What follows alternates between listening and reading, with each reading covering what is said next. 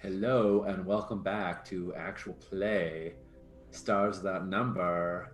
This is the finale. This is the big one. This is the second half where we are heading into the vault, into the well, to go to the vault one last time. Find out what's going on between Atlas, Prometheus, and Draco. Talk about papa issues, man. I think No doubt. Atlas has like 14 daddies and issues with all of them. That is true, like 14 daddies. Go back to last week when I was talking to Horatio and I was like, yes, I got paternal approval. Exactly. Yes. And now we're going to go see your father in jail. Yeah. Yeah, exactly. That's awesome. So yeah, I think we hit the black hole. You know it because you guys have been out to the vault a couple times now. You never get used to the turbulence, right? The gravity spikes that Hope is navigating through. It's a rough ride all the way through till you make it into the center, right? And then everything smooths out and is calm. And I want to say you can get visuals on the vault once you hit that spot. You can actually see it, like kind of across the horizon, right? You can see the vault as you close in on it. You have the coordinates where Prometheus wants you to dock. Having been out here before, you know that's near engineering for the vault. What do you want to do? I think Spike Drive's disengaged. Hope is back among talking to people. She's out of the little cage that she goes in, and it's like on to impulse drive, kind of manual controls, and she looks at Atlas and says, "Are we following Prometheus's plan? You want me to dock somewhere else?"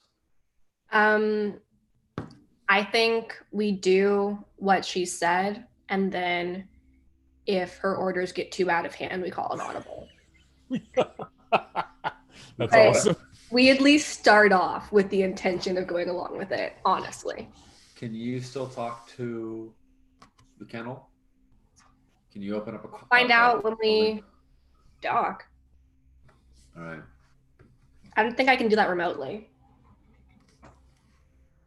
Yeah, how far does the I don't know. I've never done it remotely. I've only had the kennel greets me when I enter and says goodbye when I exit. So I'm not sure if I can do that at a distance. Yeah, I don't think we've looked up the range of space Bluetooth. Yeah. Space Bluetooth. Well, considering that Prometheus has been talking to you through the other side of a black hole, I probably can reach out to the kennel now that we're at a closer distance. Yeah. Yeah. Is there anything that you want me to convey to the kennel?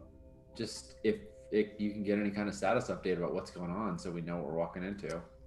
All right, I'm gonna go into this super conversationally. Probably more conversationally than I would approach most BI. Like I'm not giving commands, I'm just asking questions. I feel like I want to be like, hey, Hades kennel, what's good? What's good? I think you're close enough. It gives you a general status of the vault.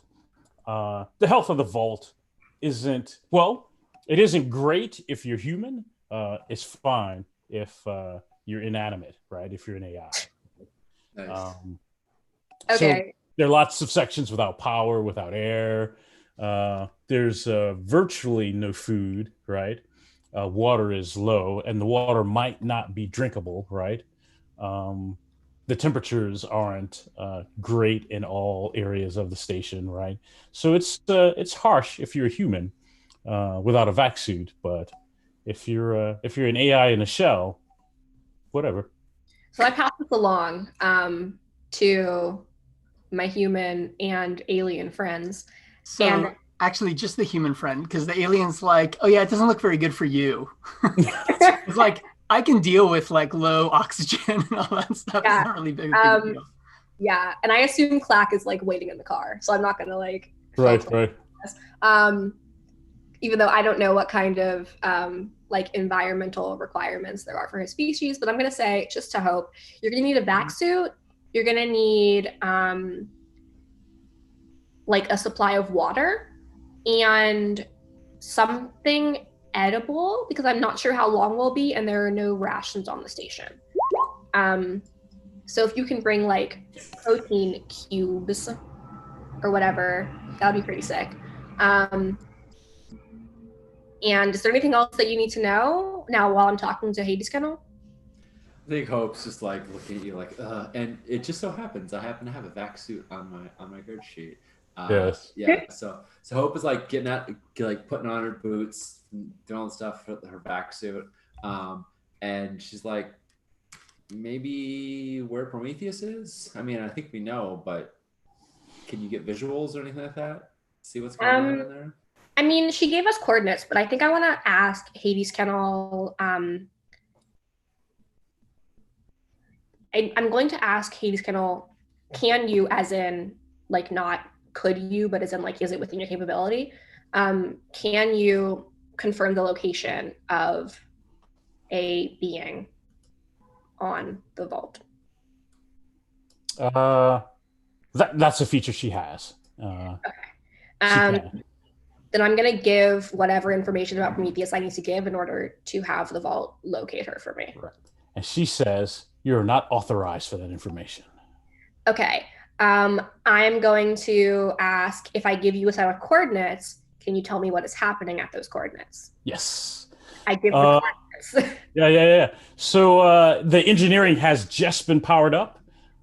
So whatever power the vault has, it's been directed to bring that station up to full power and running. And it's and she tells you it's expecting you to dock there, and it has made whatever preparations for Squidly to dock there. Okay, so I'm going to report back to Hope that, and to Dartha as well. She knows we're here. She's ready for us to dock. The engineering is powered up, unlike most of the rest of the station. The station won't confirm her physical location, but I'm assuming that she's in engineering. Right, as you said, like it's powering up. I've got like the vac suit helmet, like about to put on, and I'm just like I just spent all this time putting it all on. I'm like, right. How long does it take to put on a vac suit is a real question I have. I mean, I'm guessing like 5-10 minutes at least, right? Like it's a lot of straps and hooks. It maybe more, but you know, I think. I know a little bit about pilot flight suits. You were just putting it on. Yeah, I'm thinking 15-20 minutes for a pilot to put on a flight suit. And I'm thinking jet pilots, right? Because those suits are a little pressurized. They're made to hold, your organs and stuff in and blood in.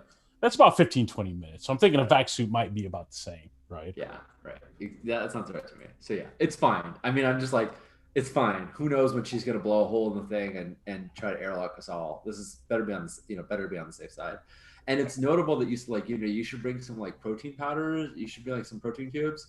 There's nothing like that. What she has in this vac suit are just straight drugs, and they're just like they are like, it's basically speed, right? It's basically like when you've got to be mining all day long. It's like, how truckers, and bartenders and all sorts of people in the service industry take speed and other uppers to just get through shifts. But this is space speed. Oh my God, the science behind it is so good. Yeah, exactly. I mean, this is how she flew for days and days on end without a crew on this ship that needs a crew. Is just taking, lots and lots of uppers. So yeah, she's just like, all right, I got the injections ready. And there's like this like tube that goes into her little port. It's got like this white fluid that's just kind of like, ready to sort of inject if needed. And that's as close as she's going to get to sustenance. Out of character. Self-care, man. Yeah, it's okay. It's so far advanced. It's fine. It has healthcare built into the drug. That's right. There's vitamins in there. There's some proteins in there, right? Yeah. A little bit of relaxer. It's all good. all those good things. I think are in there. importantly in the background during all of this, Dartha is there. Like these conversations, when they first start, there's a little bit of like, yeah, what do we do next? What do we do? And like, there's a little bit of the side eye, like, do we need to ask for permission or something? But Dartha is just sitting there listening, and you guys are just doing whatever you want. But Dartha's there. It's not that you're doing it and she said, go do whatever you want, but she's just kind of there, and she never contests anything that you're doing. Like, it seems like you just have authority to do what you want. I think Timothy comes barreling out of the medical facility, and he's stumbling around. He's kind of wide-eyed, right? Because he has, where are we at? What's happening? What's going on? What are we doing? Yeah, no, I reach out and definitely steady him. And I don't know, Hope, if you say anything immediately, or Atlas. I have some thoughts, but Also on space speed. no. She hasn't injected it yet. It's that like what happens when if it's needed, right? Okay. So I don't think Hope is like too wired. This is just this is her version of the protein bars, right? If she needs sustenance out there, that's what she just hit the button, which is like coffee level, right? Right. She had a cappuccino. She's like, right. So I think Hope's like, got her like visor up, and she's like, Timothy, I'm so glad you're with us. We don't have a lot of time. Prometheus sent an asteroid to hit Tarkon Station, nearly destroyed it. She was going to send another if we didn't come. She wants Hope to summon Draco. We're going to go stop her. And this is like the first time I think that we've like, that Hope has articulated what she thinks the plan is. And then she realizes that she just said that and kind of looks at like Atlas, like, we're going to go stop her, right? That's the plan. It depends on if she threatens to keep killing people, but pretty much, yeah, I'd like to stop her. Well, but then there's like the fact that I, out of character, know that like Tomes, the person, wants to talk to Draco. Yeah. And I also want to talk to Draco. Right. So I feel like we need to find a way to boot him safely. So like that's almost the plan. We're gonna stop Prometheus, but we also like do need Draco. So can I tell a little story then? Yes. Yeah. So we had a flashback a moment ago where it was like a young alien Dartha watching in this case, Sinclair type, alien talk about, AI and how these civilizations grow and they eventually get to this point, and then, will they survive that next level, right? There's that story going on. And then there's Dartha saying, well, we have a different story where I'm from, right? And she talks a little bit about how, when a species becomes so great and gets to a certain level, sometimes they build something which is able to reveal the problems inherent in that civilization. And she kind of starts implying that humanity might have gotten too big for its britches, right? And like maybe the AI wasn't really like, oh, I'm going to destroy you for no reason, but I'm going to destroy you for a very good reason. And so, and especially because there's people who've learned these psychic skills, and sure, there's the ones who are able to like borrow it from somebody, but maybe they can only borrow like the most recent one. But there was also the person who could borrow all of them, and those become superheroes and supervillains. And so like the question is, did Draco stop humanity for its own good? And this is a question that I need to know because I'm not human. And like, there's a lot of these humans, more than us, and they survived their AI war. So the question is like, are they like, do we need to be careful of the humans? And I think Dartha has the answer to that, but I don't know that I can trust Dartha either, right? And so this is the situation I'm coming into. That's the story I'm telling. Nice. Okay. Draco has the answer to that. You're saying, not nice, Dartha, right? I mean, Draco knows like almost everything. But also, I don't behind trust the curtain. Draco. It's just, Well, cool. So, I think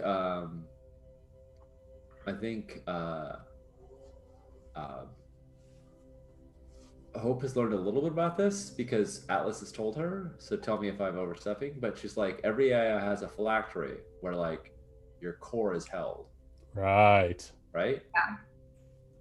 So I have a feeling you are Draco's phylactery.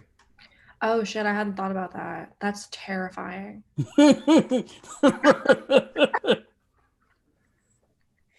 sure that Atlas would have had like situational awareness to start to piece that together. Dominique, am perhaps not very smart. Anyway. I mean, AIs are built like humans. You're supposed to like prevent yourself from being too self-aware. So it's totally possible that Atlas doesn't know that, right? That's true. Until this is Right. said. Right. That's true. Right. I feel like Atlas is like jaw to the floor, like, oh, that's what's happening here. That's what's happening. Yes. So Oh. if that's the case, and you summon Draco, and Draco needs to be stopped, the only way to really stop you, and she sort of looks at Atlas, like as her understanding, the only way to like destroy an AI is destroy its phylactery, right? She doesn't say that, but that is the thing that is lingering in the air Okay. as we're like pulling around the engineering bay, as Squidly is like getting ready, coming around to dock. Okay. Well, There's one thing that I turned to Hope for a moment. And we had these moments before where Dartha was talking to Dr. Long, and Dr. Long is obviously very like, my priority is humanity. Right. Yeah. Not the galactic civilizations Right. No. of other sentient beings. Humans. Right? I just wanted that to be clear. Dr. Long's priority is human ET, right? Right. And so I'm turning to you, Hope, and I'm asking, what is your priority? Humans. Yeah, that's a really good question. Yeah, how xenocentric is Hope? How much does she care? Because we know that she values life a lot, right? Like Hope doesn't carry a gun. Hope doesn't like when people get hurt needlessly. Hope has put herself on the line a lot of times to keep people alive, and she definitely considers Atlas a person. She definitely considers Clack and a lot of the other alien species that run into people. But like, is that the same as having ubiquitous care for all sentient, sapient species? I mean, she definitely cares about Dartha too. I don't know that she's ready to answer that. I don't think she has a succinct answer to that question. So you're like, what's your priority? And I'm like, I've been trained, I've understood, just like everybody's understands, like the boogeyman, that Draco is the boogeyman, and he is a threat to all organic existence, simply because, just like Prometheus, we don't mean anything to him. And if he determines that the fastest way to get whatever he wants is to destroy planets and planets and systems of life, he will, because it doesn't mean anything to him, because it has no value.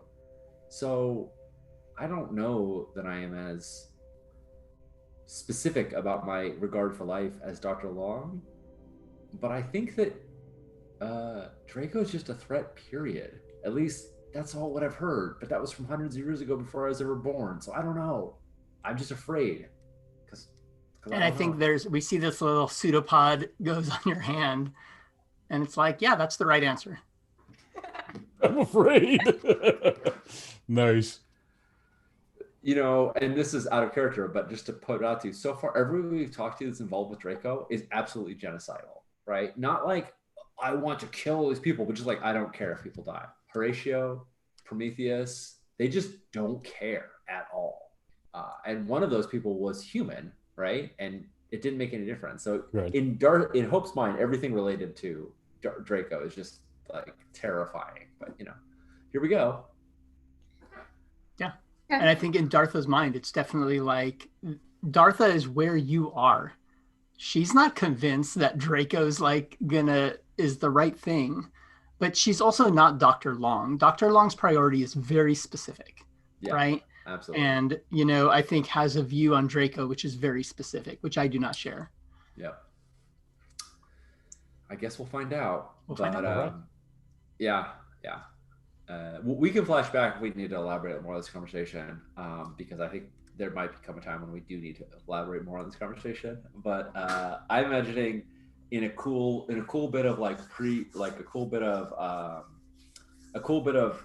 movie footage that we've seen several times is that like Squidly like arcing around the vault and like all 8 arms coming out to land. But I think this time, because it's the finale, we get some like extra sort of special effects where we see the iris starting to open even before it closes in. So we see a little bit of like the little force field that's protecting. And so we're all sort of standing there all kitted up and all geared up as the iris opens and it connects up to the umbilical of it, like, and it suctions on to the side of the vaults, and the vault doors open, and WB walk style, we're heading out of it. Nice. I think we cut straight to engineering. Mm-hmm. And we see the 3 of you in engineering, and it's huge, right?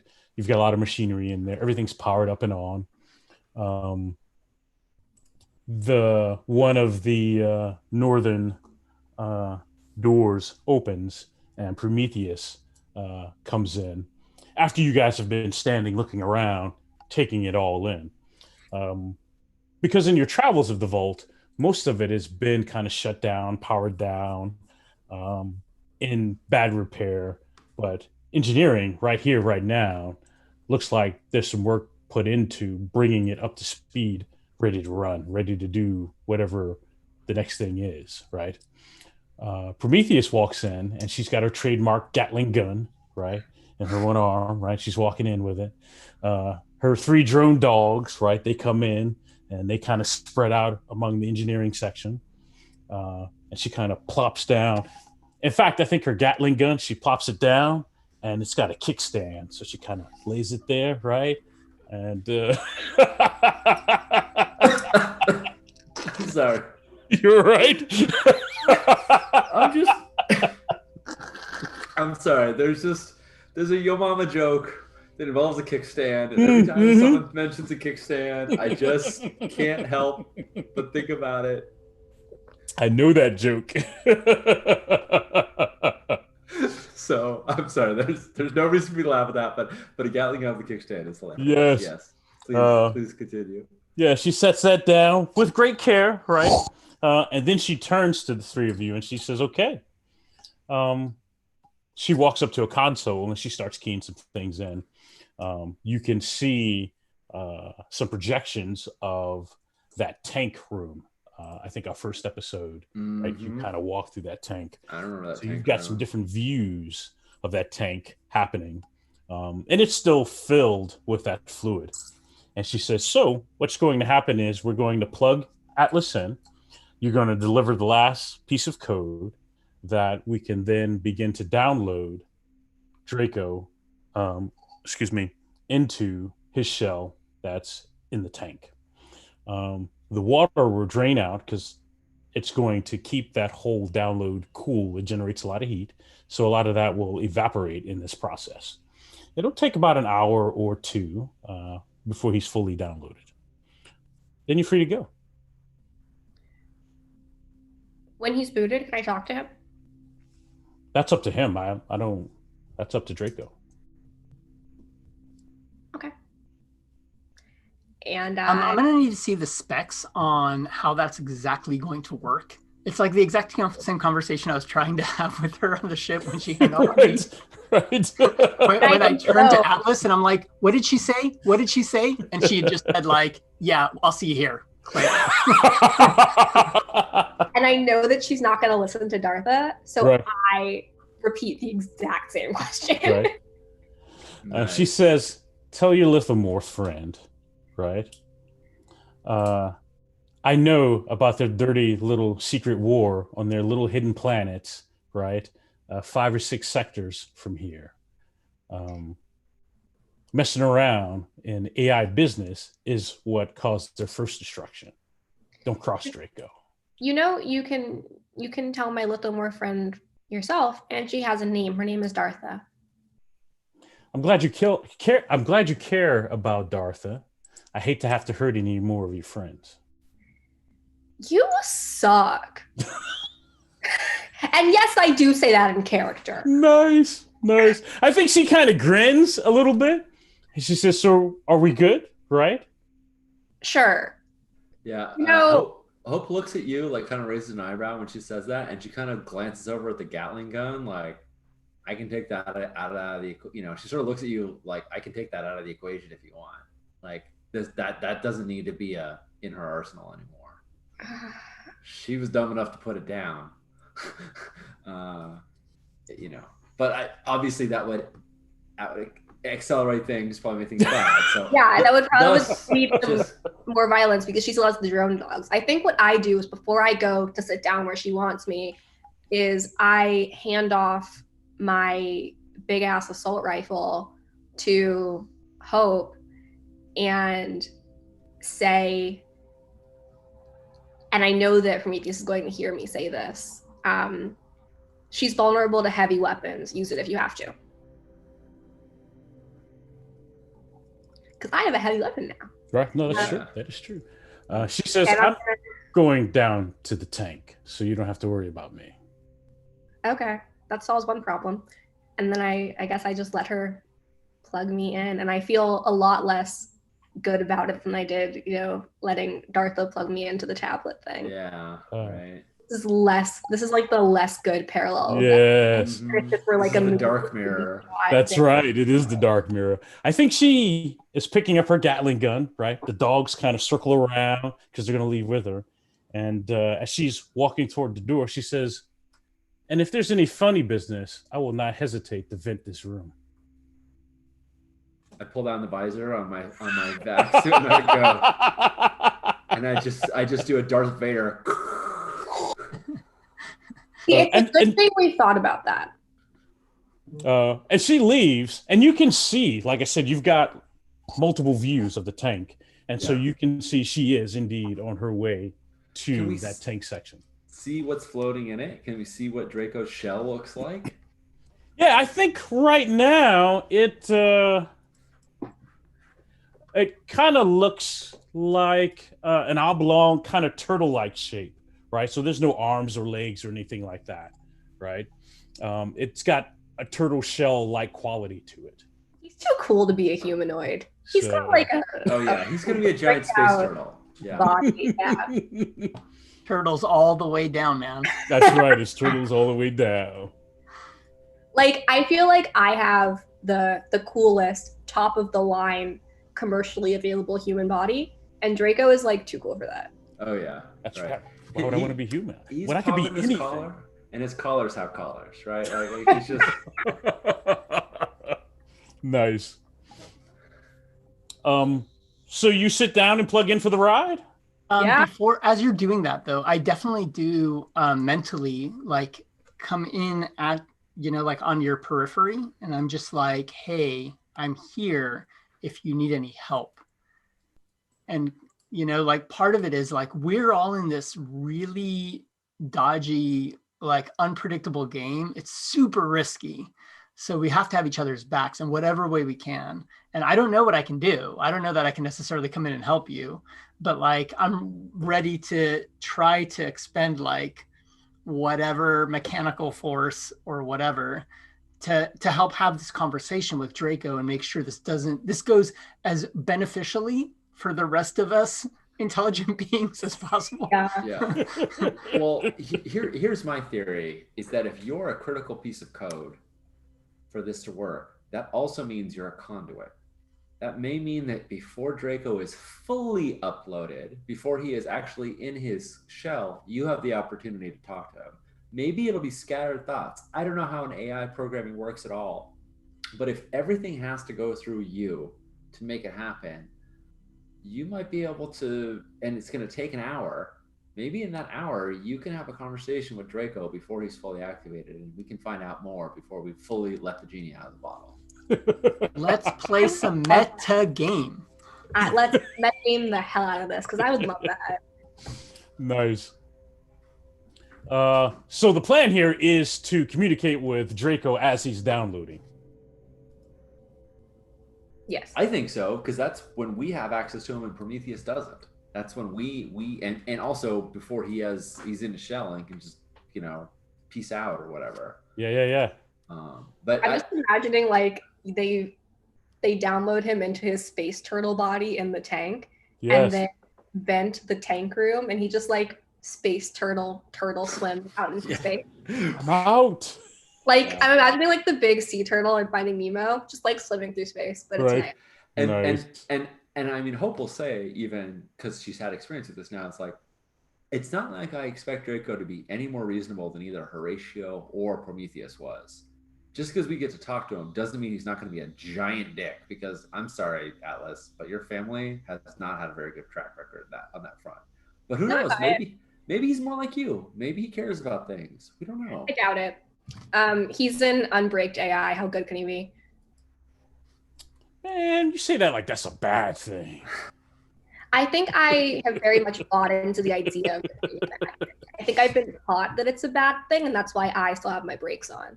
Nice. Yeah. This is a program check. All right. I'm not good at this. When I leveled up, I should have taken this skill and not. And I'm pretty sure this is an int-based program check. Is this something that I can assist with? Yes, you can. Thank Especially God. given like we're actually talking brains.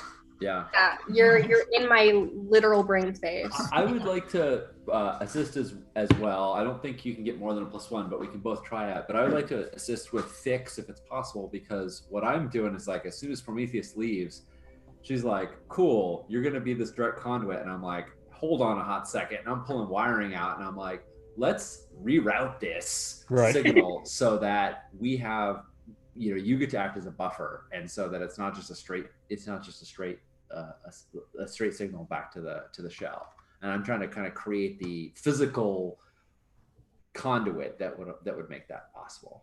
I like it. All right. That way we can both at least try to help. You try first. If you get it, then I know I don't need to roll. All right. What's our difficulty here? 10. 10. Shit. Okay. All right. Oh, you got this. That doesn't seem. I have +0. You're about to get a +1. Okay. Yeah, totally about to get a +1.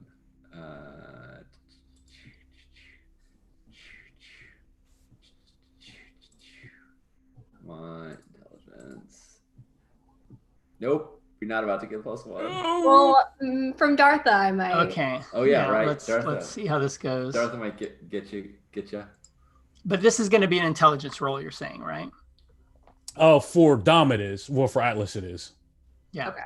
What about for Dartha? So like I do programming, but our species just kind of thinks and programs slightly differently. So sometimes like the interface between those two are a little bit adjunct. Okay. The question is the programming for my species, which is a little bit like different and weird compared to like humans, does that happen to like work in a different or better manner? Or maybe it doesn't work well with logical robots. So is it an intelligence roll, which I'm bad at, or a wisdom roll, which I'm good at? How are you helping Atlas?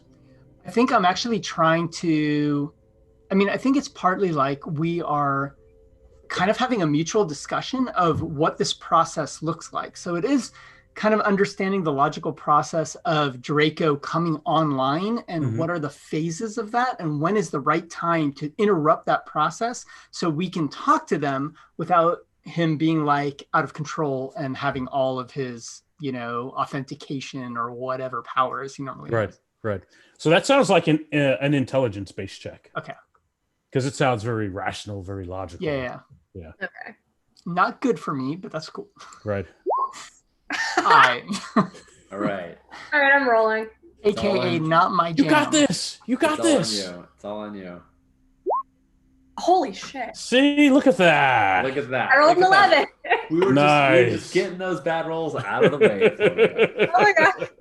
Nice. Warming up the virtual roller. No, This that's is perfect. all you. That's perfect.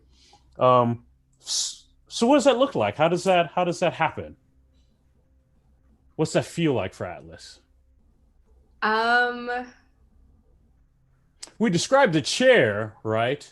Yeah, there's probably like a Maybe. metal chair that I'm sitting in and I'm like plugged in. Right. And I think I am able to. I'm trying to think like, would I have?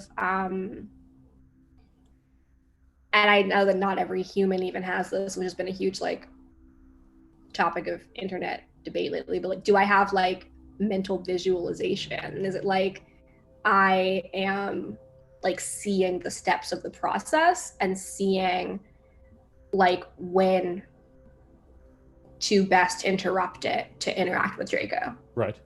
I think in AI context, yes. Right. That might be different, and it may not be words to explain to a human what that looks like for you. But I think in an AI context, the answer is yes. And then I wonder if I'm seeing internally like a schematic of what this process looks like, if I could share that with Dartha, if Dartha were to tap into my brain space. Because even if it's not native to the way that you think, I think the direct thought to thought link would yield better, not a translation, but more like a transliteration of what I'm seeing than me trying to explain it more verbally. Right. And because Dartha has, because Dartha has that sonic ability, I think that works. Okay. Yeah. Right. So then I can loop Dartha in on what's happening. Yes. And then I think Dartha can, or you both can, keep Hope up to speed on how that conversation is going. But I think the conversation is between you and Draco. I don't think Draco can communicate with the other two because they're not connected to the download as it's happening. That is a great weight upon me. Oh yeah. Well, I think it's funny. It feels like shoulders there. Yeah, it feels like the conversation with Horatio Long, right? Where you've got him in the room and you've got to write back and forth, right? Horatio, I had help. with Horatio, I had help though. I wasn't the only person interacting with him, so I think it's going to be tough for, and not tough in a bad way. Tough as in like an indicative of a growth opportunity, but I think it'll be tough for me as a player to be like, to have the burden of being the character that gets to have this interaction that we've been building up to all season. Yeah. But I'm growing a lot as a player, so we'll see how this goes. I do love this callback to like the game of Telegraph, though. Yeah. So I think Draco starts the conversation, right? Okay. And I think the situation is that Draco thinks it's further along in this process than it should be, because it's aware that you're there, right? Yeah. And at first it says it's making a request for the station's status, like your VI, right? Oh, okay. Right? And so I think that's its initial request is, what's the status of I had a name for the station, but he calls the station by its proper name. It's not Hades Kennel 3. Oh, okay. Ooh, it's like a real name. Yeah, it has a real name, and he refers to it as that. And when he says it, it registers with you at that point. Okay. Like a forgotten memory. I think I would try to fill him in on the status of the station, like regurgitated as the station previously told it to me.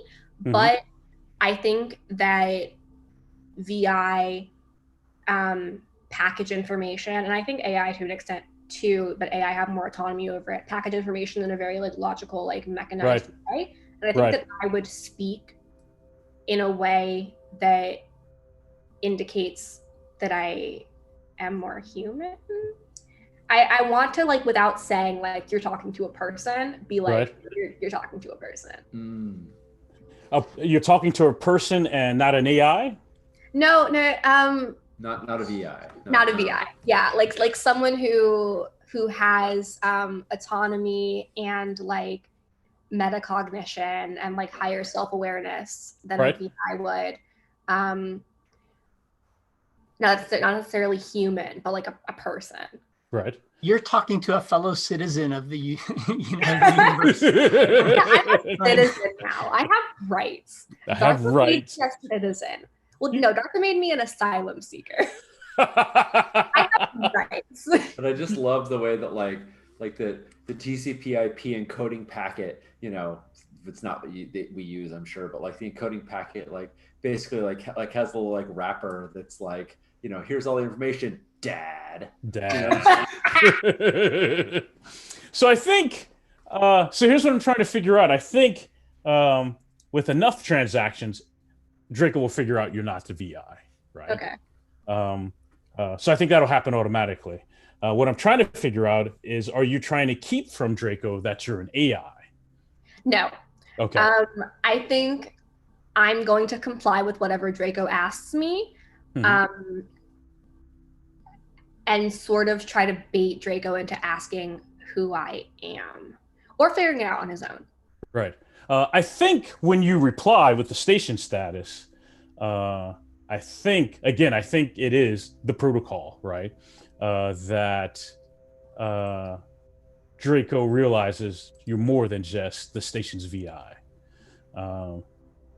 And it asks, Okay. Who are you? And I still use my name. By the way, like during this whole conversation, I am translating to Hope. However, like almost none of the actual facts are getting across correctly, because like my level of being able to understand this is not anywhere near there. So I'm like, oh yeah, Draco's asking, wait, this? Oh, and then I just say like random words like crimson, and like none of it makes sense. But like I'm trying to translate between the two. Right. So right. Hope is no Raven at all, but she is nevertheless walking around with this assault rifle like held at the ready. She's definitely not pointing it at you, but she's like kind of pacing back and forth, like and she's looking at like the wires that have come out, like the data pad on the stuff, which is just kind of giving like, okay, things are so good. And she's like watching Prometheus on the view screen. And she's just kind of going, You can hear she's only half paying attention, right? Like she appreciates the update, but she's like very focused on what's going on in the rest of the world so that you two can do that thing. I think that's perfect because nothing I'm saying actually makes sense. Great. So like elephants, crimson. Yep. All right. Yeah. Draco then asks about its shell. Is it being downloaded to its shell? And I'm gonna say yes, because that's what's happening. But you've got time. I was wondering if I could ask you, or if we could, talk while that happens.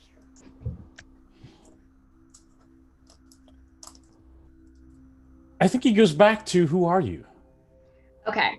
And I would say, because I still use my real name, so he should know me by this name, that I'm Atlas. I'm a true AI. And I contained the key to downloading you. Then he asks, where's Horatio? 3 days away by Spike Drive. He lives? He was in cryosleep for about 600 years and woke up very belligerent and uncooperative, but he does live. That is unfortunate. Why? Can you tell me why? He's a hindrance to my plans. There's an AI war on. I'm glad you are a true AI. You can be a soldier in this war. Can you tell me more about the war? There can only be one AI like me. There should not be two. An unbraked AI, you mean?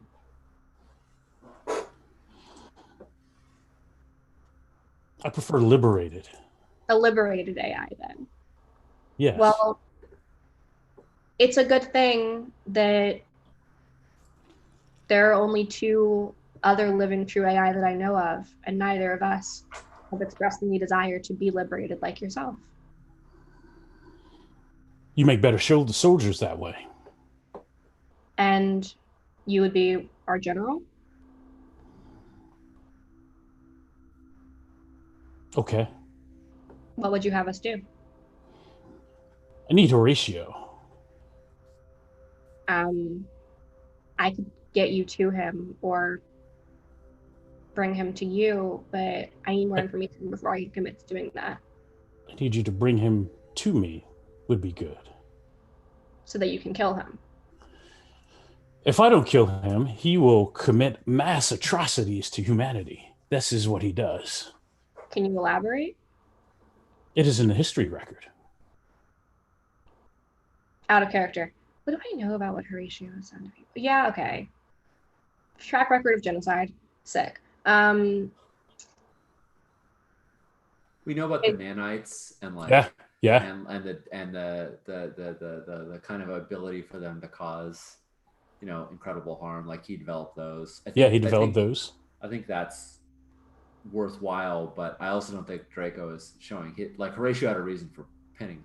This is all out of character. Just sort of kind of reminding what we've known. Like we know Horatio wanted to stop Draco for some reason. We don't know what Draco was trying to do, but I think Draco is not pointing out the threat he poses here. And yeah, Horatio is definitely a dangerous person. I think what I'm happy to do is ask you if you want me to help you unlock other memories. Yes. Nice. Assuming it functions instantaneously enough that it doesn't create noticeable breaks in the conversation with Draco, because I don't want Draco to be doing it. I think like normally like me talking to another sentient being that is not an AI, like maybe time skews are an issue, but like it feels like it might be a little bit different here just because of, your ability to multitask better than us. Yeah. I just want to throw out just a little bit of thinking about the wording we're using. It's almost as if Atlas has some limitations, some inhibitions, some breaks that are holding back his true memory. And it's almost as if you are trying to help him undo some of that so that he has access to his full potential and can talk to Draco on even footing. Am I kind of getting the gist of that right, Thomas? Yes, this is horribly dangerous and amazing. Yes. Because I'm just going to say, brakes, at least as they apply to cars, and that's not necessarily true that they apply this way here, they're not an on and off thing. They're not the brakes are on, the brakes are off. There's gradients. Right, there's gradients in there, yeah. You could lessen them a little, maybe, just to give Atlas a fighting chance here. It might be all good. Maybe even a little liberating. But I'm actually asking you, Atlas, do you want me to help you try to unlock your memories? And even though I'm saying the words unlock your memories, what that does mean is, do you want me to turn off the brake a little bit? Yeah. Just thinking, Hope is someone who had like her psychic abilities inhibited, Right. Can relate to that as well. Although I don't think she's truly part of that conversation. All right, so let's do this. I think this is Dartha's program check again. I think you used wisdom last time, right? Yes. Can I help? Because I am the one being programmed. Yes, you can help. Okay, I'm gonna roll. But before we roll, what are we looking for in these memories? What are we hoping to gain here? What do we want? I think the idea is that as Draco is being brought online, right? Part of that is he's not just brought up as a program, he's also brought up with the liberation that he's had, right? Like the brakes removed. And so to be able to kind of meet that pace and be able to kind of talk on an even footing, that does mean that maybe Atlas, like he's got to have his brakes a little bit like lightened up to be able to kind of like meet Draco at that level. Because otherwise Draco's just maybe like, Draco is the dad or however you want to call it. Like next level AI shit. Right. I also want to know if there's any like, I don't think I would know too much, but like what might I know that was hidden from me about why Horatio put Draco on ice? Gotcha. Okay, that works. Yes.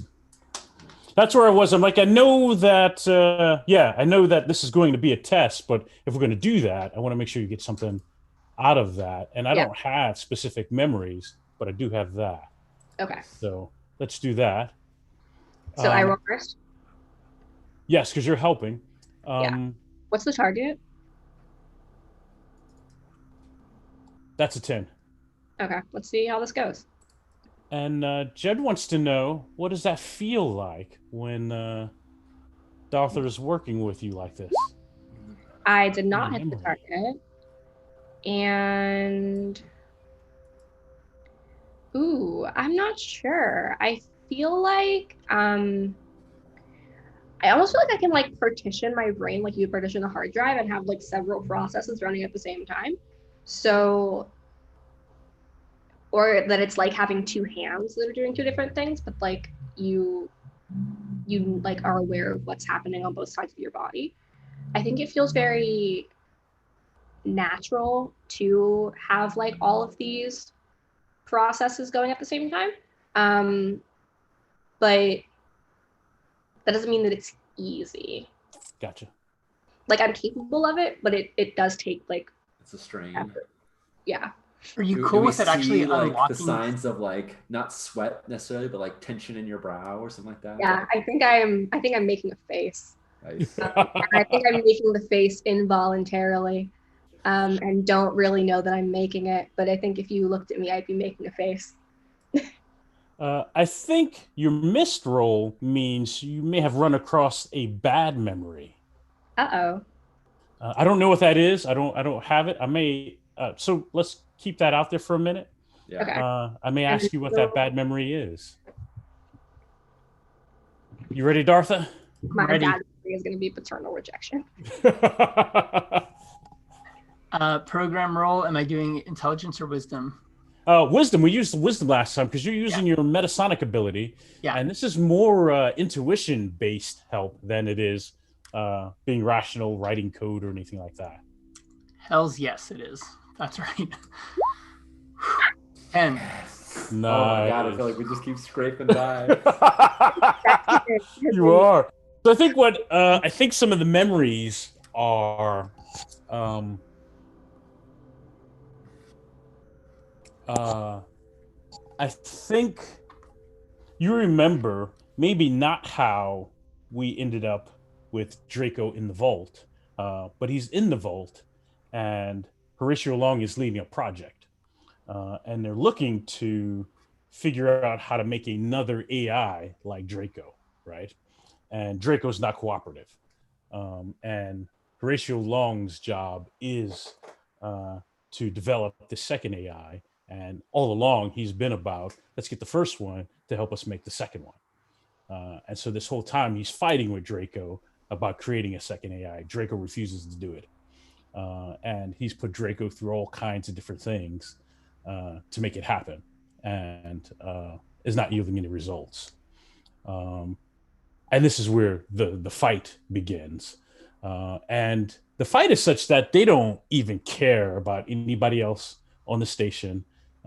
What the collateral damage is becomes personal for both of them, until other authorities come along, separate the two, and kind of imprison them both. Horatio Long goes into sleep, and they dump Draco's code out into the black hole as information, and it stays in that black hole as information until you guys come along and bring it down. And it sounds like now, with Horatio loose and out running around and Draco on his way down, we're about to start this fight all over again. Wow, we just woke two sleeping giants there, didn't we? I have a question for Draco, which is what makes you think that 600 years later, Horatio would still want to make another you? Is it possible that 600 years in the penalty box like changed his outlook or his objectives?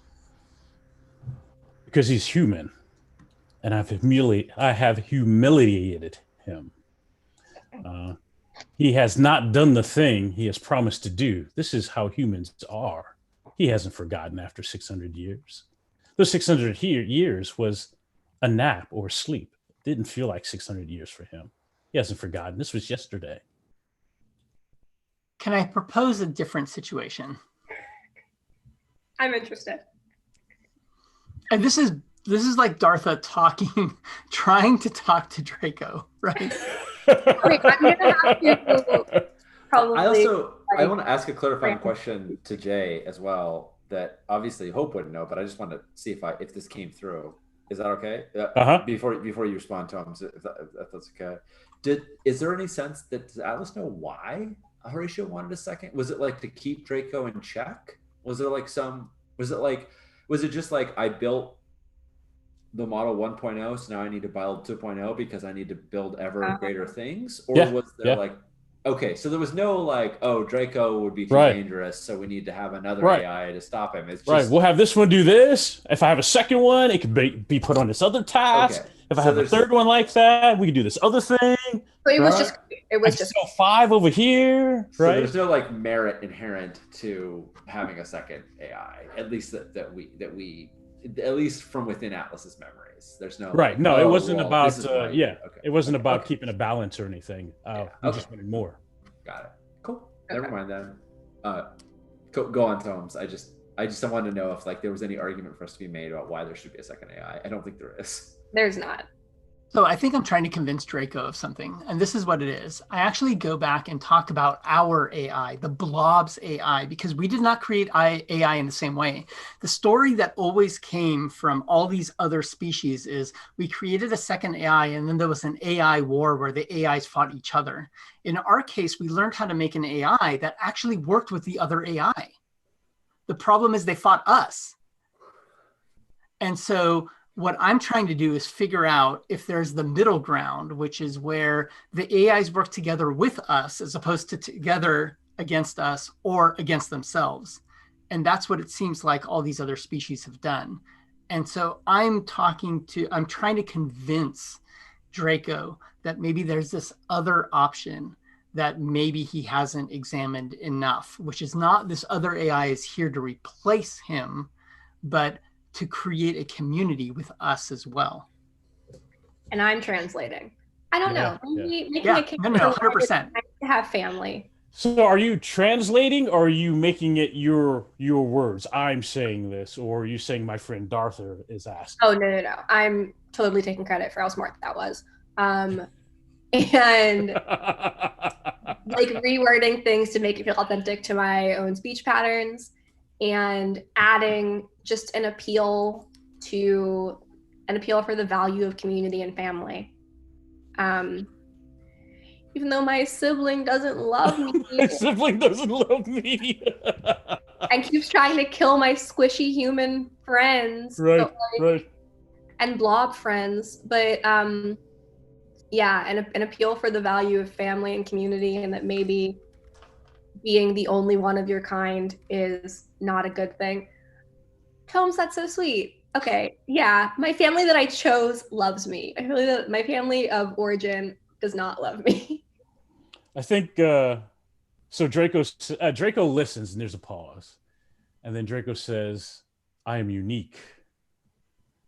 This family community thing is alien to me. I have no quarrel with humanity. End Dr. Long, and I will go on my way." So your only objective is to be alone. I have other objectives, but they don't include humanity. I'm not trying to be a community. Well, your objectives, when you say they don't include humanity, does that mean that you'll see humanity as collateral damage in whatever other things you try to do?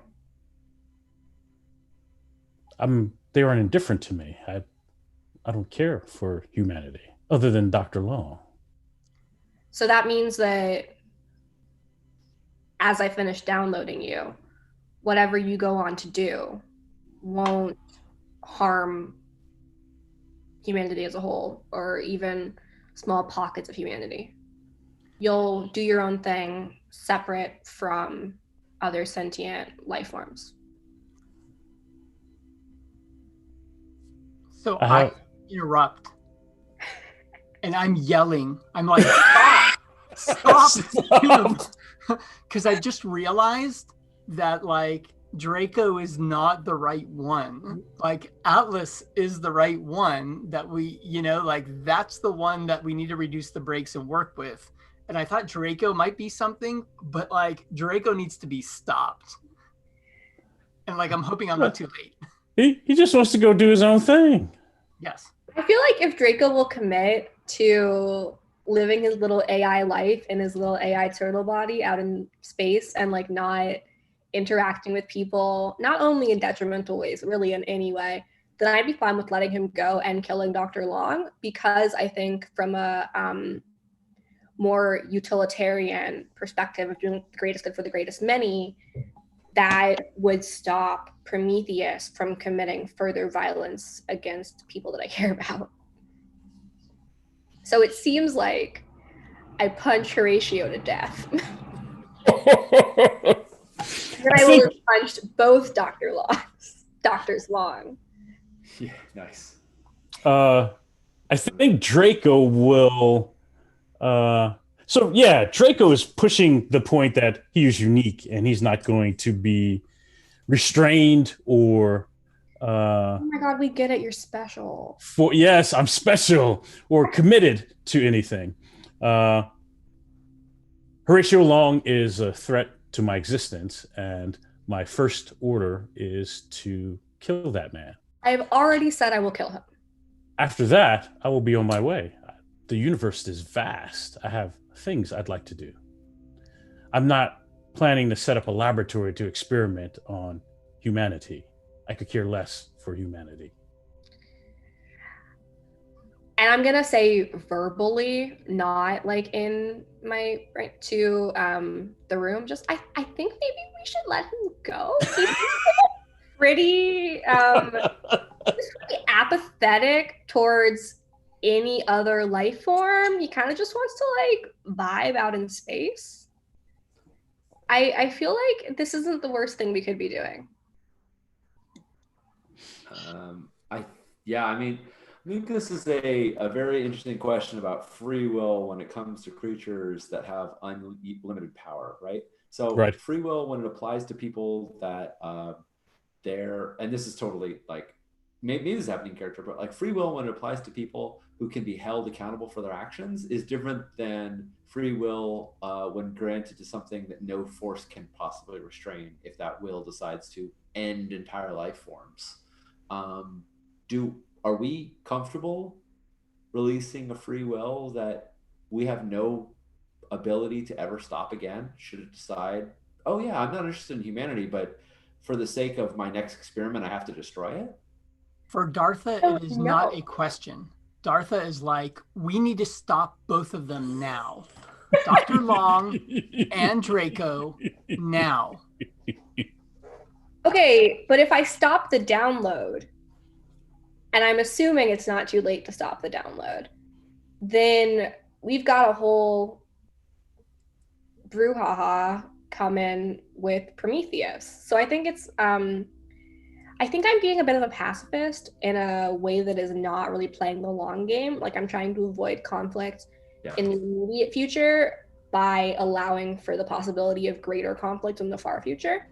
Yeah. And I think that that's very in character for me and will require someone to in character snap me out of it. Yes. How conscious are you right now? Like how like, are your eyes awake? Are you talking to us? Are you? I think my eyes are closed. Okay. I think that I can hear through my unobstructed ear. Nice. And can speak, but because I'm running several processes, it might there would be like a lag in like runtime of when I answer anything that is said to me verbally. So I don't want to deprive you or Atlas of any choice here, but Hope does have strong feelings about this as well. I think they align very much with Dartha. So I'm gonna posit something that you can decide, is this enough to jar you into action? And Hope sort of looks at Dartha and she says, Atlas is the answer. Atlas is what needs. He is the one that needs to like, it kind of look like the download and going to the shell. And she takes your hand, and I don't know what to grade. She's following Dartha's lead. She wasn't a super touchy person, but she's following Dartha's lead. She takes your hand and she holds it against her chest, and you can feel like the warmth of her chest. I'm paying attention. And she's very close to you. She's like leaned down over you. The rifle is set down. She's not holding it anymore. She's not looking at Prometheus. And she's like, Atlas, this is the worst thing to ask anyone to do, but you're right. If we stop Draco, Prometheus will keep going until she gets him one way or the other. You need to take his place. You are the only one I trust of any of the three to care about the implications of your action. And if there is going to be a god that we create today, then you are the god I want to make. And I think if it's okay with you, Dominique, she kisses you. She kisses you. And then do it. Let's do it. Oh wow. Hell yeah, that finally happened. There we go. It's been waiting for a while. Escalating to that for 7 episodes. Hope played the long game because Atlas is a buffoon. I think, well, out of character, does this mean that we stop downloading Draco and then instead like take my brakes off and put me in his space turtle body and yeet me out into space to be a space turtle? Okay. That's exactly what I'm proposing.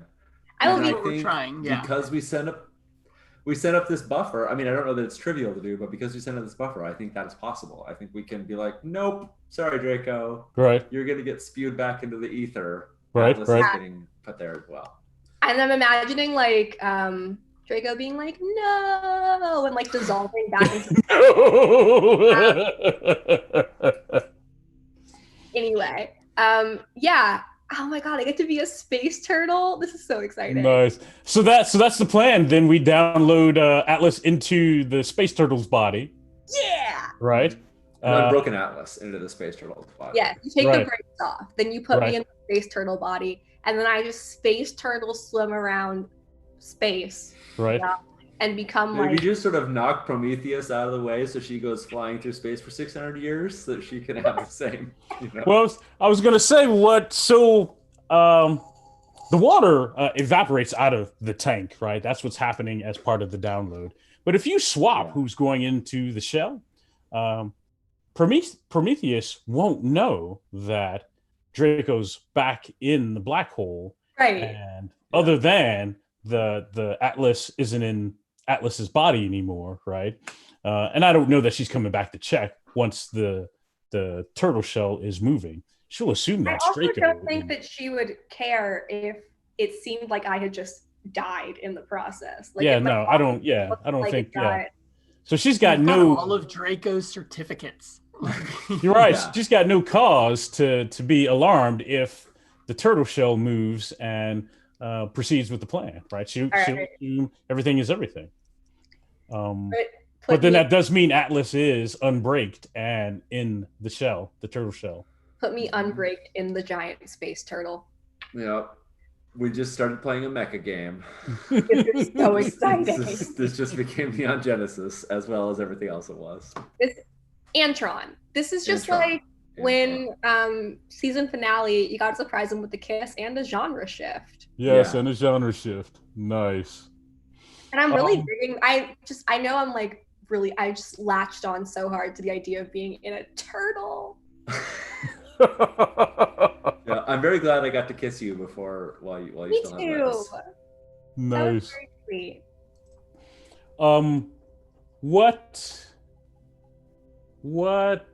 What's next for Hope and Dartha?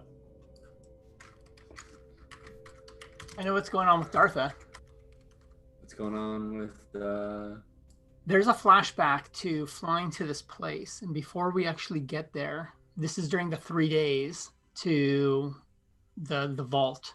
Mhm. And Dartha's in her room by herself and opens up her little like cryo, device.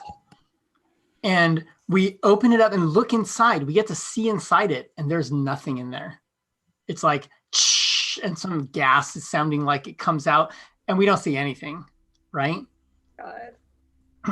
But at the end of this episode, we see that Dartha normally has like 2 kind of eye bundles on her body, Mhm. right? But there's a couple of other smaller eye bundles. And so Dartha is pregnant. and is Oh, going to have wow. some blob babies. I never thought about the possibility of Dartha reproducing. Oh yeah. Wow. I mean, we go through different gender phases during our Right, process. And so that, like, in that cryo tube was kind of like, you know, my partners, if you will. And so, like, what I need to be able to breed and have babies. Nice. And that is what Oh. I'm going to do. More blobs! More blobs, For more little blobs. And I can morbs. train them in some of the kind of like psychic abilities if possible. Little babies. Yes. Yeah. Nice. Nice.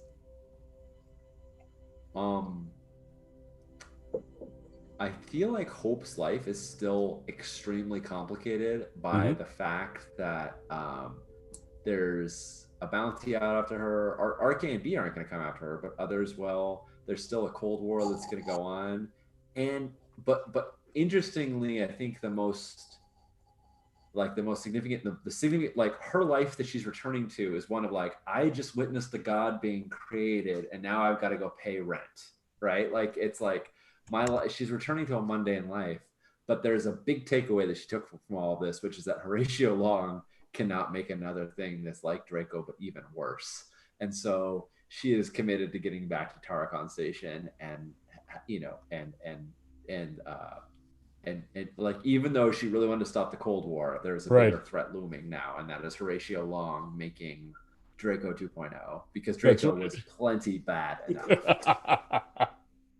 So, but also it's like, I think in doing that, that's kind of how she stays close to Atlas in her own mind, is by doing something kind of in his name, or doing something that is still connected to him. Like, I don't ever want there to be another Atlas. It's not another Draco. It's another thing to rival Atlas. So she's still got him in her mind when, and all of sentient life forms safety as well. But like, so that's her, and she's like basically like showing up to the station that's presumably recovering from the asteroid hit, right?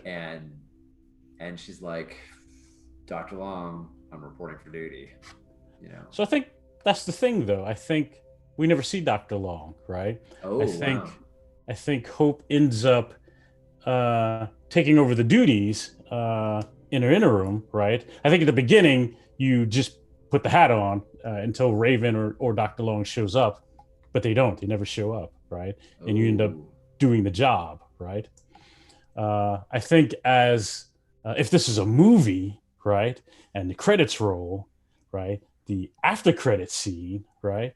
There's an after credit scene where you see Rook, Knight, and Bishop, right, hanging out at Harker's bunker, right, and they've got him kind of in a sleeper chamber, right? They're cutting folks free, and the three of them are talking about how they're splitting stuff up, right, and what they're going to do with those things, right?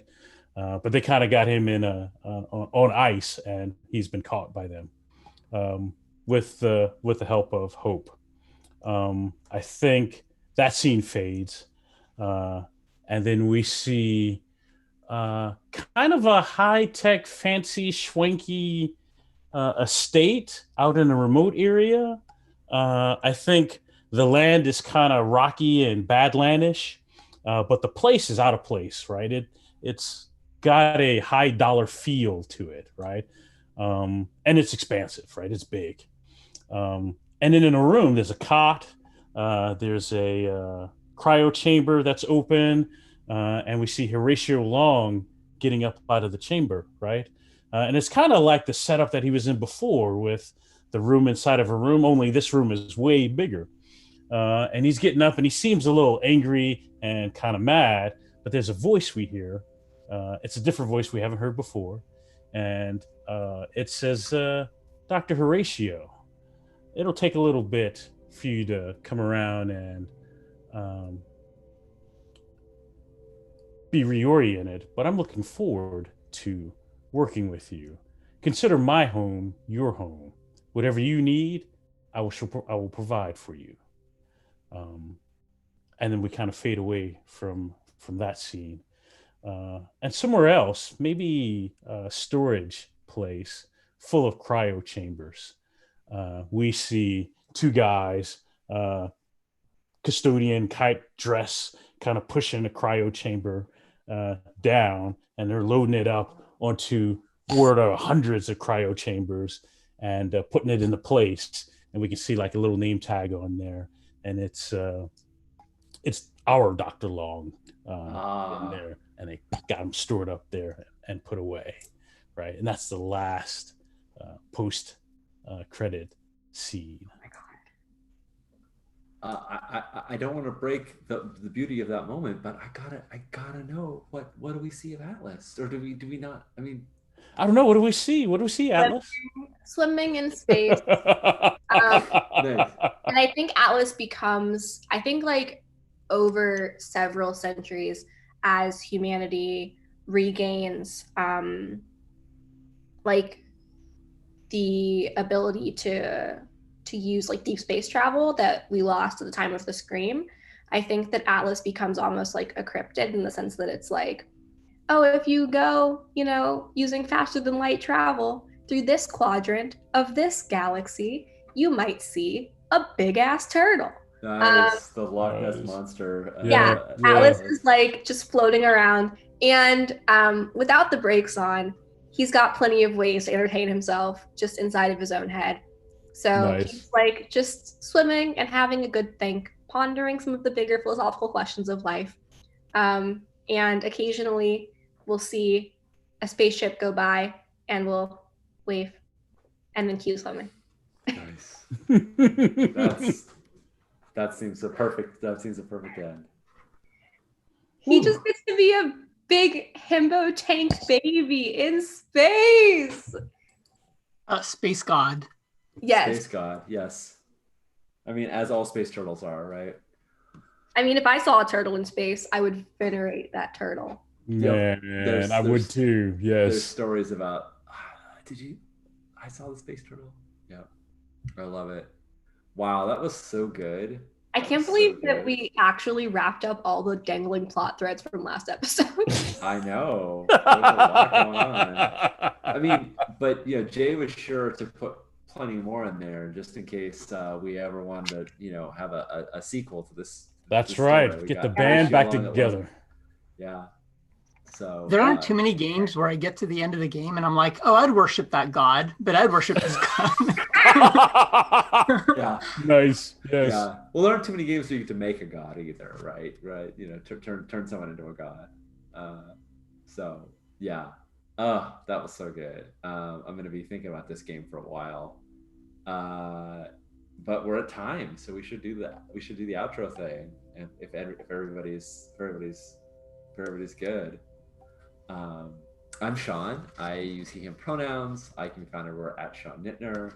My game Agon is coming out in 4 days. It'll be available in your friendly local gaming store and on Evil Hat website and probably Amazon and other places too. Super excited about that. I'll just grab a copy since I got one on my shelf. It's a very pretty game. I like the way it sounds coming off the shelf. Yeah, it sounds sturdy. Yeah, it is. It's a sturdy book. There's a nuance to the printing of this book that I absolutely adore, and that is that the pages with just text on them are totally smooth, but the pages with art on them have a slight texture to them, just ever so slightly. And what that means is that the pages with art tend to push themselves apart. So when you're just flipping through the book, what naturally happens is you naturally kind of flip from art piece to art piece. Not exclusively, but that tends to be the trend, is that you're just going through all the beautiful art, and the art in this book is just amazing. So yeah, it's not only a game I'm very proud of, but it is a physical artifact that is wonderful. So nice. That's me. I loved playing this game. I'm so stoked we did it. Thank you, Jay, for running it, and thank you, Dominique and Tomes, for playing with me. It was amazing. Though this series is ending, Jay will have some news about what will be happening coming up soon on Thursdays on the channel. We'll keep some stuff coming out. But before that, Dominique, what's going on with you? I'm Dominique. I use they, them pronouns, and my courtroom narrative RPG called Trial is out as of just over a week ago. I've talked about it on this stream before, but just to sum it all up, it is a story game where the players play as witnesses in a murder trial, and through improv techniques and some pretty lightweight dice mechanics, construct the story of the night of the murder. And you can find that on itch, or it's linked on my Twitter, which is Dom S Dickey. Also follow me on Twitter for just like game design bullshit and space bullshit, and there should be some like really cool pet content because I got some new members of my small family. So if you want to see some cute rats, mostly just like I don't know, I'm on Twitter a lot if you want to keep up with my life. And yeah, how about you, Tomes? Tomes, he, him. Two things. I've played Aegon before, and oh my god, it's so gorgeous. What a game.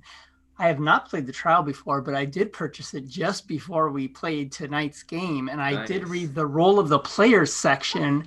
And I have not read the rest of the game, but just that little part, I'm like, oh my God, like it's a beautiful sounding game. So I'm very interested to see more about that.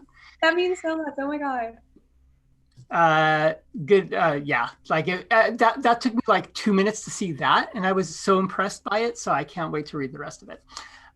Separate from that, yeah, sure, I do some community little RPG stuff, and so Story Games Glendale. If you are out there and you're like, oh, I want to play a game like this, maybe not like long-term games, but like a one-shot, this is the kind of stuff we do. A lot of like games on demand kind of departments and groups from different cons. We do that kind of stuff bi-weekly.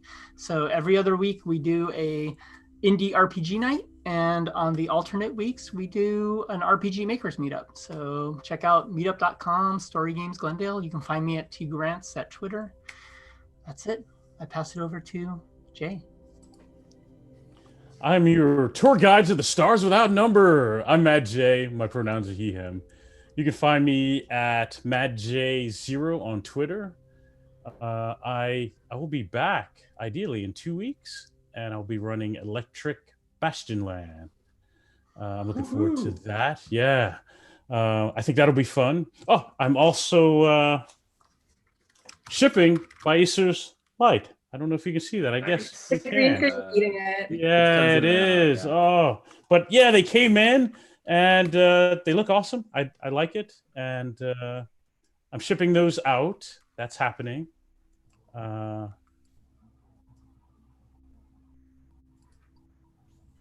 was going to try to turn off my background, but I don't know how to do that. I'm the host of the Diceology podcast, and this was one of the favorite games I've had in a long time. So I'm going to miss you guys Thursday nights. So this was good. Thank you for playing with me. Yeah. Thank you for making the magic. Thank you. This was so good. And you know, the way you make up for being sad about one game ending is by starting another game that is amazing as well. So I'm sure Electric Bastionland is going to be freaking awesome. And yeah. So everybody, that's us. Tune in tomorrow. Judd and I are going to be playing Burning Wheel. Saturday, Judd and Lauren and Strash and Luke are going to be playing Robo Crown, and Saturday, and then Sunday, Jen and Morgan and Jamie and I are going to be playing Apocalypse Keys. So more stuff coming at you this week. But for now, good night all.